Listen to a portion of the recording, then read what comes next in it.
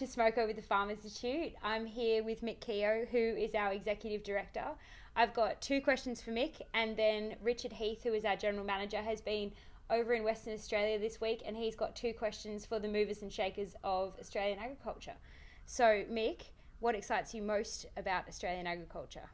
Well, 10 years ago, there started to appear projections that the growing middle class in Asia would really turbocharge agriculture in Australia, would lift commodity prices and would lift demand.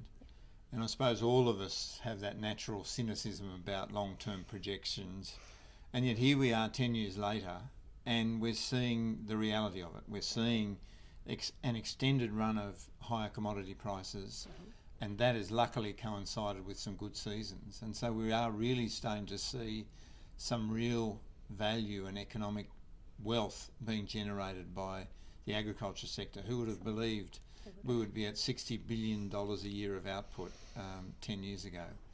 Yet here we are. So I think you really have to be very positive about that. And what do you think are the biggest challenges for the industry? Well, I think the biggest challenge lies in that as well, in that we all understand we've moved away from the concept of the food bowl of Asia to the delicatessen or the specialist food supplier in Asia.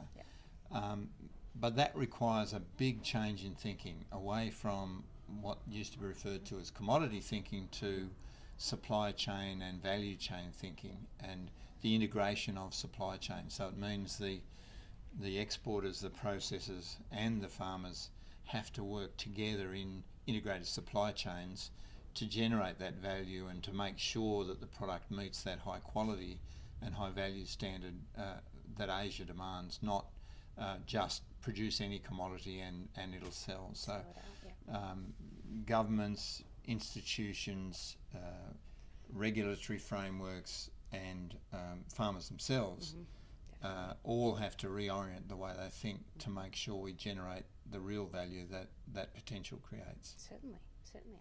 Thanks, Mick. I think you've hit the nail on the head there, and now we're over to Richard.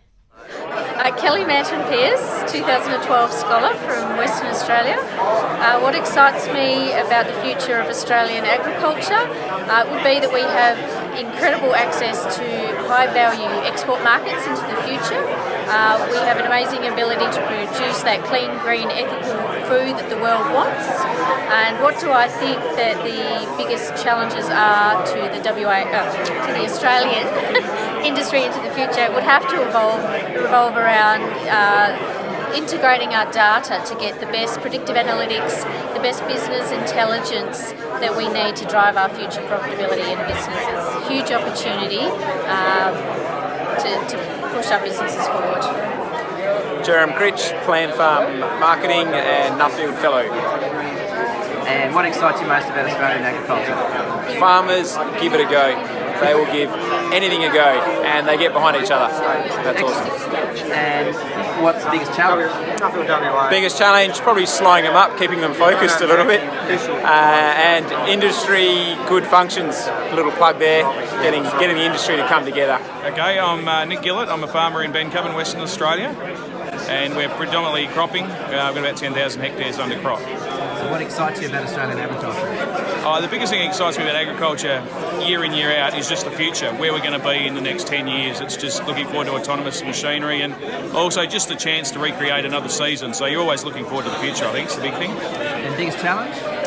Biggest challenge is probably diminishing returns, concern over seasonal changes and conditions, I think, and being able to sort of adapt new technologies given the cost and the returns at the moment. Excellent. Thanks for joining us for this week's Smoko, and we'll see you again next week. See you.